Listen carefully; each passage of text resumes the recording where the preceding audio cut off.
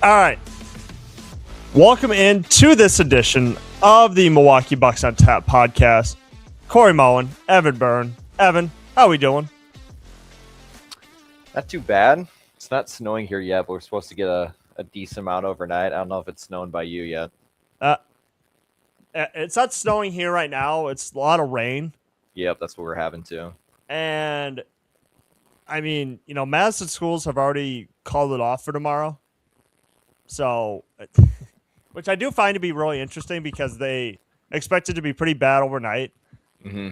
So I mean, look. Wausau got hit. I saw. They did? Like at least a foot of snow. Oh yeah, no, up those areas like the up north. It always feels like up north gets hit a lot worse than just down here, southern Wisconsin, stuff like that. So, again. I mean, look, I know the old adage, hey, stay safe, don't drive too fast. But let's be honest here. Most Wisconsin drivers are idiots, so I don't think they're going to adhere to that advice. I mean, sometimes people just drive like it's June. Okay, so really, it's like when you brought that nurse into your middle school and she was just always like, hey, like practice safe sex, and then you have a kid the next 2 years.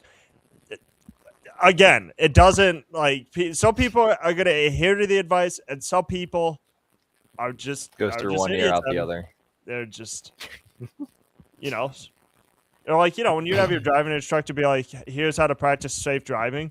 Okay, some people are like, "All right, look before you merge over," and then some people cross over 3 lanes of traffic. So it really depends on who your audience is and who you wanted to hear it. But Evan, right now it doesn't seem like the Milwaukee Bucks are taking anybody's advice because they're fully entrenched on. Honestly, I don't know what they're entrenched on doing because it seems like everything for them is very up in the air. They don't really have a plan. It seems like it just. Everything just kind of seems like, we still want to bring Giannis back. I mean, that's that much we know. We need to bring Giannis back. Well, cool, and all right. Well, I mean, if the team is losing by 25 each game, I mean, how is what's your selling point going to be to him? Giannis takes one look at that schedule, and he's like, all right. Well, I mean, if we're having trouble with the Jazz, okay, which by the way, that's the only win this month, and we're getting destroyed by the Hawks and the Nets. And the Celtics, and we're losing games against the Heat and the Suns. What's your selling point going to be for me to stay here? Okay, because you don't have one. All right, because seemingly every game that the Bucks get destroyed by 20, it seems like Doc Rivers just sits there, just like, well, they were just a better team. He literally said they were the better team. They were more physical. Well, why aren't we? Yeah, then what's your deal then? Then why aren't the Bucks playing? See, and that's how I know, Evan, when your team's getting destroyed like this, you know what that means? Time and time again, you know what that means? Everybody's checked out. That's what that means. Everybody's checked out. They know they're done. Sure. Sure. Are they scoring points? Absolutely. But come on, Evan, they're not giving effort for Doc Rivers. Okay? When you have 9 or 10 plus losses by 25 plus points, what does that say? Everyone's checked out. Doc Rivers has completely lost the locker room, and it's not even a hot take to say that. Okay? You could see it with the play. If Bucks had a bunch of close losses and they were sneaking into the playoffs, that'd be one thing. Mm-hmm. Okay? Because all right, they're fighting hard. But you lose by 20 to 25 plus points, in which the same issues persist each and every game, yeah, no, they don't want to play for Doc Rivers anymore. Why would they? Okay? This team had championship aspirations. All right? And Doc Rivers' message has fallen on deaf ears. And now at this point, with over a month left in the season, maybe less than a month, I'm not 100% sure. Either way, Bucks aren't really going anywhere. They're going to be out of the playoffs. And which means our season is going to be ending early because usually we would discuss, each Bucks playoff game. But Evan, since that's not going to be happening, our season is going to be ending pretty early. So you know what, we could take a nice little early vacation this year. not gonna have to worry about, you know, the Talking Buck. about shitty playoff games. Well, we're not gonna. Yeah, we're not. Yeah. And by The the last way, 3 years. there's nothing more magical than Bucks playoff basketball. But you know what? It's not gonna happen this year. So I mean, and again, and I think it's time for ownership to finally say we made a mistake in hiring Doc Rivers, and if we want to keep Giannis, we're gonna bring him into the fold into who we want to hire as the next head coach. Mm-hmm. Although I would be leery of that, based on the fact that last time we did that for him, he wanted Adrian Griffin, and then all of a sudden, a few months later, like he didn't want Adrian Griffin. Him and Lillard didn't want like a first-time head coach. Now it's like we should probably hire a first-time head coach because this team has no championship aspirations. So now there's really there would be nothing wrong with the Bucks going that route because the championship aspirations are over. The title contention window is closed. Okay. And, as quickly as, Giannis bursted open by winning in 2021, windows close. Players get older. That's what happens. I mean, again, and again, what the Bucks need to realize is you can't keep the same roster that this year for next year. It's not going to work. No. Okay. It's not going to work. Like, Giannis is definitely not going to want to stay because he's talked about this team doesn't play enough team-oriented basketball. And, I brought it up time and time again. When you have guys like Kevin Porter Jr.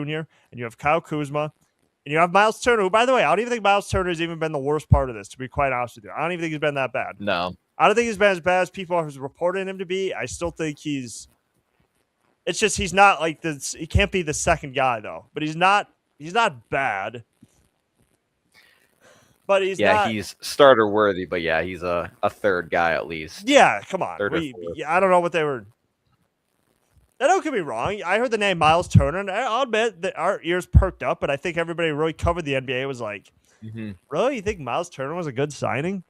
And then I'm watching him like, oh, yeah, you're probably right. Like, he's not a bad player, but he's not like he's not going to be able to carry this team when Giannis was out, which, I mean, we've seen. It showed. It showed. However, so for Giannis, it's like, all right, I'm putting all my time and energy into this team, and they're not doing anything. I mean, they got to do something. Ownership has to get with them, okay? And I'm a little worried because, keep in mind, Jimmy Haslam is one of the owners, and I'm very leery of him making a right decision. I think they need to move off some guys, namely Bobby Portis. As much as I like Bobby Portis, he's an older player now. And you have to kind of think about like just moving off those older players to get younger. Now, I'm not saying be like the Utah Jazz and start tanking. Mm-hmm. But there's ways around it. Yeah, there's ways around it without. Which again, I do give credit to Milwaukee because if Giannis were to sit the rest of the year, I think there would be some questions for the NBA where they would investigate on if you were healthy or not. Yep. Okay, so Giannis is. So the good news is Milwaukee's not receiving a fine for tanking or not like putting all their best guys out there because they truly are. So I give them credit for that. It's just not a good basketball team, and the way, and again, I think the other tough decision you have to make is right up top. I'm not talking about Doc Rivers, obviously. I'm talking about John Horst. Okay, you have to think about moving off him too, because we've had 7 years with him, and again, won a championship. But do I fully trust John Horst to, make the next moves to Milwaukee to get us out of this? Not really. No, I mean, because a lot of the moves that John Horst made was because of Giannis, and you could even argue that Giannis really helped him become the GM that he became, or the president of basketball operations, or whatever he is now. Like, he helped him out a lot in terms of making John Horst better than he is, because what the Bucks fans see is how many bad trades there were during John Horst's tenure there. Whether you're giving up 5 second-round picks for Jay Crowder, whether it's the trade for Serge Ibaka, okay, whether it's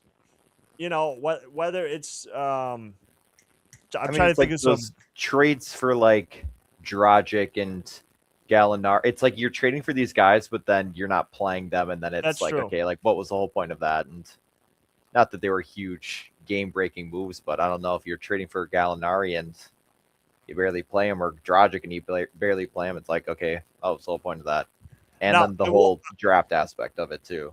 now I will say this. Okay, and 2024 they just traded for Patrick Beverly, Mm-hmm. which I mean you could even argue that didn't work because Yeah, that seems like forever ago.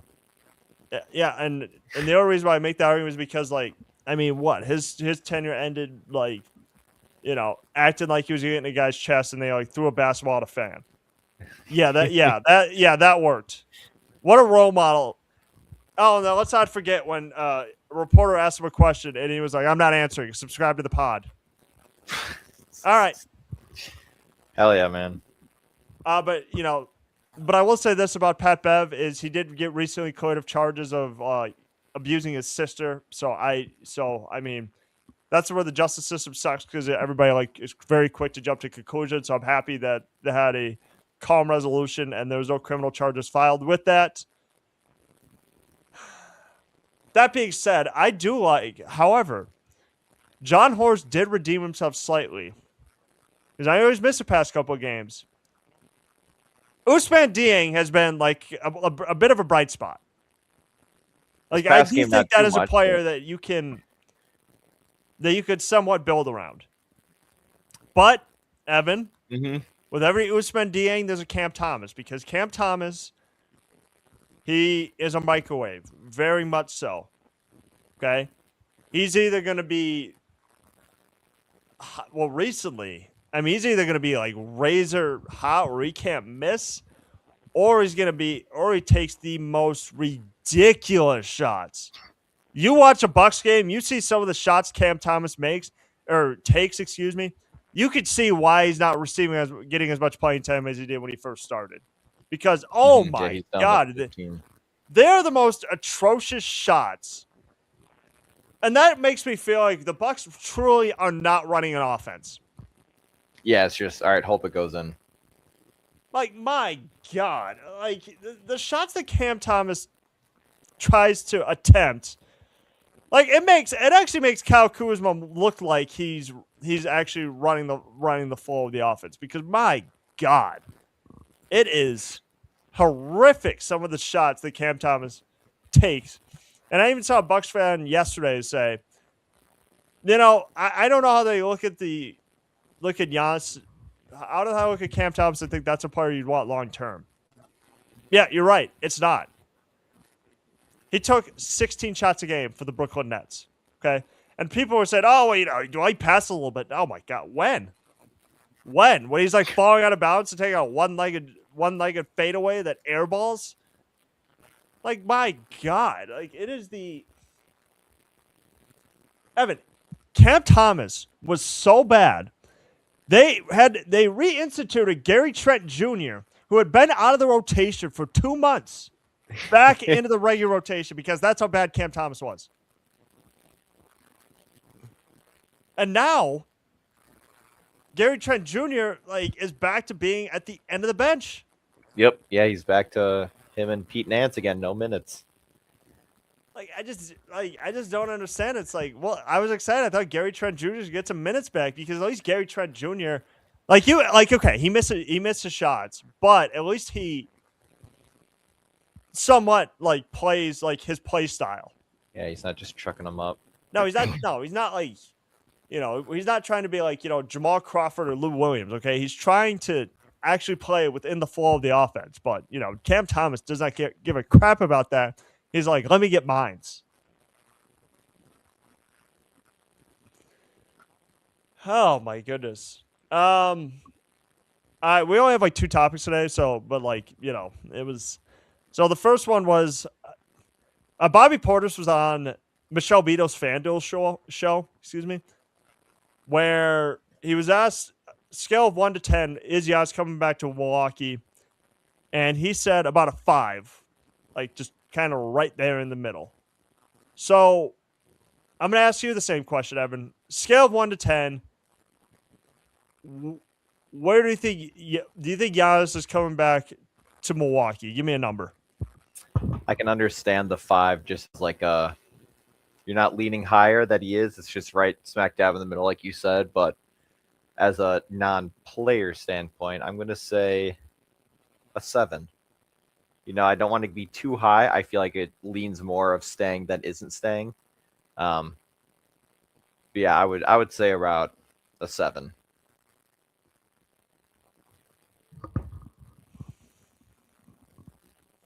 It is a tough question for me.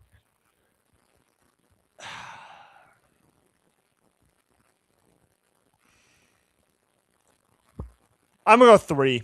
I'm gonna go 3, and here's why. I just don't.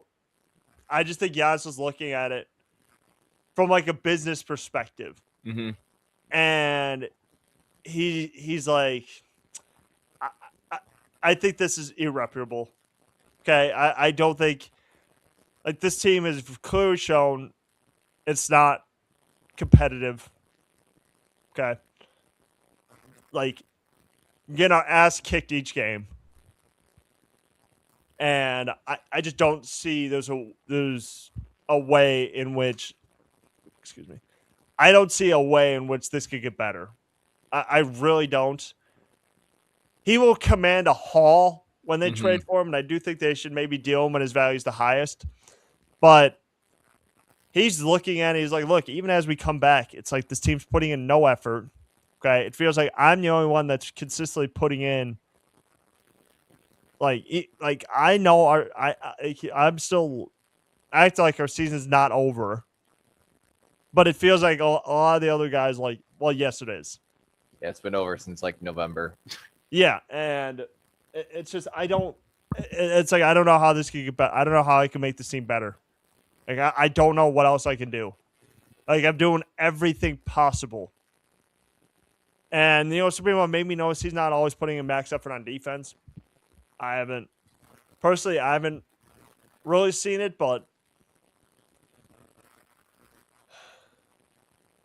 I think if they were to trade him too, I feel like you're gonna have to just completely rebuild everything too. Like, I feel like you got to get another coach. Obviously, I feel like new GM or just kind of move on with John Horst. I feel like it just is gonna need like a full refresh, especially if you're gonna be getting multiple picks. I can't have John Horst picking more first rounders. It's just so inevitable of it is going to be the wrong choice 9 out of 10 times. And even the choices he has made, I feel like aren't even like the best. Again, it's more better in the second round. And even still then it's not even the best available guy.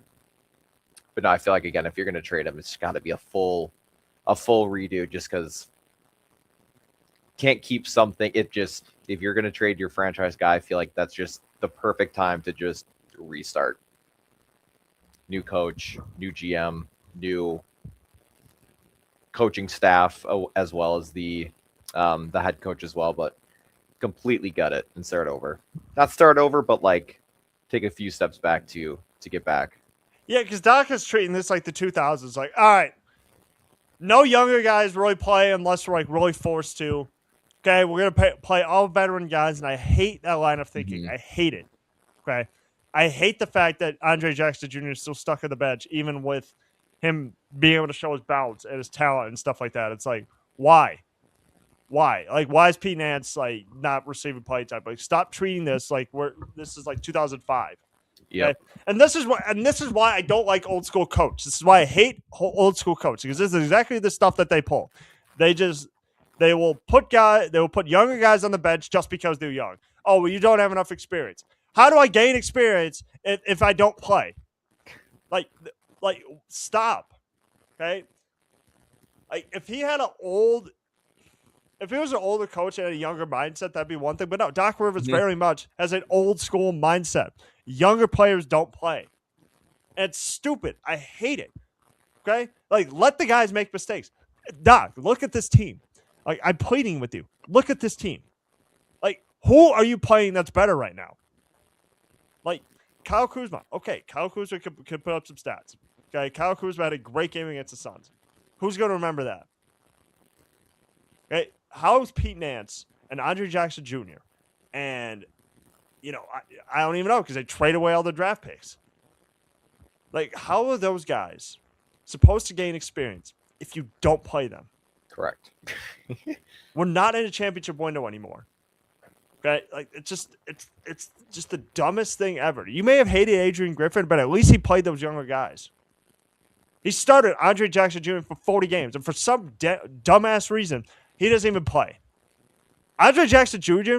should be playing over, say, like Cam Thomas. Absolutely. He should be getting 20, 25 minutes a game, I feel like.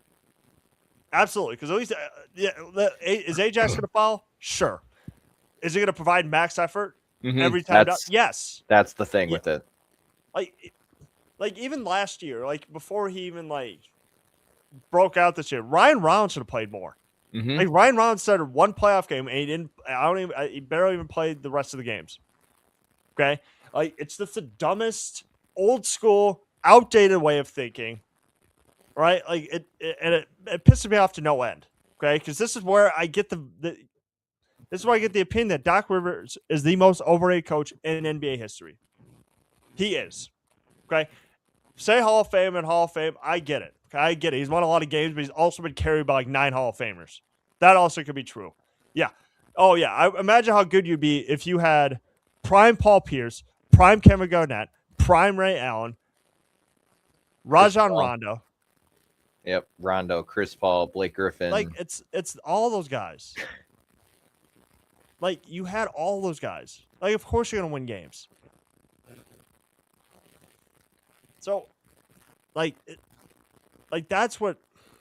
And then like again, like I brought up before, Maxey, Embiid, Harden. Like it's just you have all those guys. And yet you still really didn't do anything out of it. No. You didn't even make it to a conference finals. Like, so I just didn't. So that's what, for ownership's sake, I didn't understand, like why they thought that he was the coach, because they hadn't won since 2008. So it just feels like ownership sometimes just doesn't watch the game of basketball, and I feel like I've said this last week, and I'm going to keep saying it because it makes me just so mad. But. And here's the second part that made me mad. Bobby Portis in that same interview was like, "Oh, well," because there was the retirement rumors with Stephen A. Smith saying, he could come back next year.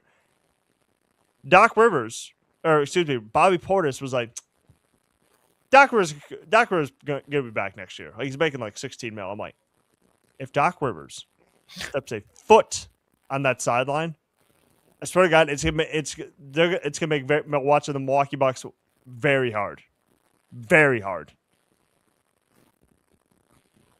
I'm not saying I'll recuse myself as a fan, and I will just never watch him again because I will, because I was actually born into this. If Doc Rivers steps a foot in Milwaukee,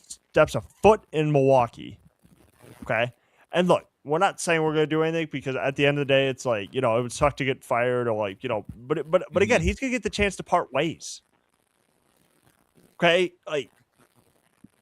And again, they better make a good hire too. I'm not Darvin ham and cheese sandwich either. Like an actual outside the box hire. Take your time and hire someone good. Okay. Not what John Horst did, which was completely botched. Like, yes. Oh, I didn't want to play for Nick Nurse. Well, Nick Nurse, I mean, shit. I mean, the Sixers are damn near in the playoffs. I would have loved to play with Nick Nurse. Now let's get the bench guy. Like, dude, Nick Nurse. Like, I just don't understand why we wouldn't have gone after Nick Nurse a little harder. Kenny Atkinson too. He was sitting right there before he went to the Cavs. Nah, Adrian Griffin. I mean, but he went 31-13, and they that's true. They thought, like, well, he didn't. It wasn't because of Adrian Griffin. It's like, well, you hired him. Yeah. At least I'm finishing out the year. I don't know. This is what ownership does. Is like they're 31-13, and they thinking, they're. And the thing is, and again, this is proof it really doesn't work. I would have just promoted Joe Prunty for the rest of the year, and then Not like, why would you just hire Doc Rivers literally from coming from ESPN? Like, Joe Prunty had been with that team the whole year. Like, that was the other confusing part about it. At least, I'm not saying Joe Prunty would have been the full-time coach. I wouldn't have made him the full-time coach. He's more to me like an assistant. But it's just like, why would you? Like, you're having Doc Rivers come in. He wants to get his own guys. He wants to run his own offense. It's like, why wouldn't you just hire Joe Prunty and then just get a coach for next season? It's like, this is where the Bucks completely did a lot of damage to not only themselves but the Giannis era in Milwaukee, because it's just, they just made decisions that were just baffling at the time. And I mean, look, and I mean, look, and I think that's where Adrian Griffin gets way too much blame on it, because nobody was expecting. I mean, imagine that same team, but minus Damian Lillard. Okay. Because now you get Dame, but you don't really have. You're not really whole as a team, okay? Because you got to give away Drew Holiday. You had to give away Grayson Allen. Okay, and again, Giannis gets hurt. I understand it. Like, those things are understandable. But I mean, but then it's like, you get Lopez, fine. But I'm really trying to name who else you have. It's like, you just don't have like a good nucleus. There wasn't a nucleus there around Damian Lillard, which I do take. So I do take a little bit of issue with, because I think it could have worked. It's just, just some unfortunate circumstances. Yep, you're gonna pull a guy like that, some franchise making trade, and nothing really around him that complimented him outside of Giannis, who also really didn't compliment him as well, or as they wanted him to. Yeah. All right. I guess our final topic of the day. So going back, watching some of these games, are there any positives that you've seen? Like, something that Milwaukee can maybe build on for next season? Man. I feel like they have potential with a few guys to kind of be in the mix. Again, I think obviously they had Taurean Prince get back. Okay, fine. Bobby Portis, again, is still doing well. Like, I feel like that's always a plus, because if you're attempting to then trade him in the offseason, you're going to get him at a higher value. So I feel like he, especially at the beginning of the season when he kind of struggled, but slowly picking it up. But no, I feel like the biggest thing has been outside of this past Heat game, but you had mentioned earlier, Ousmane Dieng has been such a steal of a trade. I feel like, again, getting a younger guy, a bench rider for the NBA champions, obviously still going to be good. Along with Ryan Rounds as well. I feel like that's kind of their biggest pluses, I guess. You got a guy, especially with Rounds stepping up from last year in the past few seasons, being able to be like a true starter. As well as Ousmane being a younger guy on a team with essentially a lot of veterans, to be able to be in the mix and obviously still do a well enough job, obviously outside of his last game, but coming back from injury as well. But I think that's their biggest thing. And I think other things going well are having guys who are still kind of performing at a higher level, who could potentially, again, be in a mix of a trade. You got Kevin Porter Jr., got Kyle Kuzma, and you got Bobby Portis. So I feel like there's ways to work around those guys, whether that's getting picks back or just younger, scrappy guys who can help kind of build around Giannis, or just be part of a better rotation, whether that's starting or first few guys off the bench. But honestly, nothing really strikes me as much. Their 3 points have been horrible, aren't scoring as much, or just super inconsistent with it. But yeah, it's just seeing like our starting lineup 31, 5, 0, 7, 6. It's like, good Lord. And then our bench is 8, 9, 7, 16. But yeah, Kevin Porter Jr., as much as I really liked him to start when they got him last season and then earlier this year, starting to be probably a better offensive trade. Again, great rebounder. Again, 6 points. We had 7 rebounds, 5 assists, 3 steals. His steals are top tier that they have, but I feel like he's a good marketable guy who would be worth trading again, just because again, I feel like when he's on the floor with Giannis, it just doesn't mix as they want it to than how Rollins and Giannis, I think, mix as well. But outside of that, I just feel like a lot of their trade value is still potentially there, and ways to potentially keep Giannis and work around that. But I think a lot of it is just truly knowing who are the few guys you're going to want to go into next season with and who are truly up for trade. And again, I just feel like kind of giving Pete Nance a chance as well as Ajax into next year. And just if you're going in a rebuild, why not use them as part of that, whether it's going to be helpful down the road or not, but just kind of giving them that opportunity, I feel like play. And especially when they do contribute as much as they can with the lack of minutes that they actually get.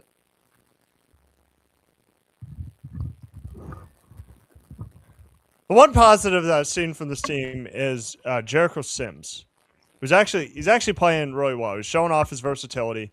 Okay, he's become a great lob presence for KPJ and Giannis and guys like that. So he's done a great job, because I think a lot of times earlier in the year, Jericho Sims didn't play because he kept making these mental mistakes, whether it was illegal screens, whether it was maybe not being the greatest on defense. But he's done a lot better. So I will give him that. Dieng's obviously been a huge bright spot. I think he has a bit of a bag to him. Like he saw at the Thunder G League team, he has a bag. And I mean, honestly, outside of that, I mean, Giannis has been Giannis, so I'm not surprised about that. Young guys have been, I mean, I would love to see him play a little more. Like, I would like to see Ajax play a little more, like I said. But, I mean, really outside of that, everything, like I'm just going to pair what you said, has been great. Defense hasn't been great. Rebounding hasn't been great. 3-point defense, awful. Or it is for like the first half, and then the second half it just completely disappears. There's sparks of it, and then they just turn it off, and then give up their 20-point leads. Effort in question. Yep. I do question the effort sometimes. I mean, yeah, I will give you the fact that you're right in the first half. As against the Miami and against Phoenix, it was. I mean, the effort was there, but like the second half, it just seems like they shut off. Yeah, switch flips, and they just don't, and they just forget what to do. Kevin Porter Jr., I understand he could score, but you're not winning with him as your lead guard. Bobby Portis, horrible defender.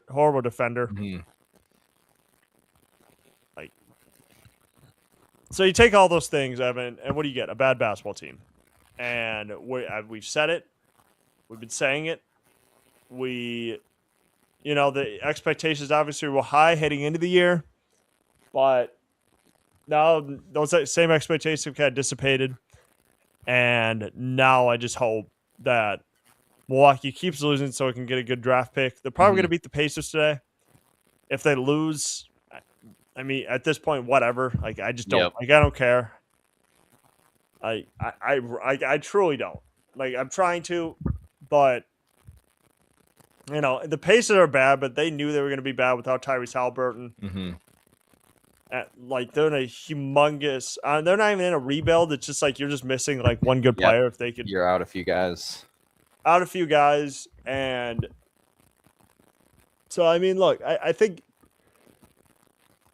again when you add all that up, okay, like the Bucks are not going to be going anywhere this year. Probably not going to be going anywhere in the next couple of years, depending on what happens with Giannis this summer. And again, we're just gonna have to grin out this next month, and then we'll just see what happens in the off season. Yeah, I feel like kind of in that mix with things not working well. Again, I don't know if you mentioned it, but rebounding I feel like has throughout the whole season I feel like it's been like their worst trait when it comes to offensive or defensive rebounding. But yeah, it's like our guards are getting like the primary rebounding, but we'll see. We'll see. But yeah, I'm want the season to be done. I know the playoffs are going to take forever. I'm just curious to always see what they're going to do in the offseason of moves, whether it's for the Bucks or just league wide. But yeah, I need this season to end, or not tune it out, but just need it to end so I just don't have to worry about it anymore. I feel you. And, they're currently playing right now, like I said, against the Indiana Pacers. And God forbid, we don't know how that game's going. We'll probably. Oh, they're losing. Well, it's in the first quarter. 24-22. Yeah. Pacers are on a 9-3 run. So, Evan, you got anything else? Honestly, no. Just looking forward to opening day. Yep. Are we all? So, all right. All right. Thank you guys so much for tuning in to this edition of the Milwaukee Bucks on Tap podcast. And we'll see you guys next week.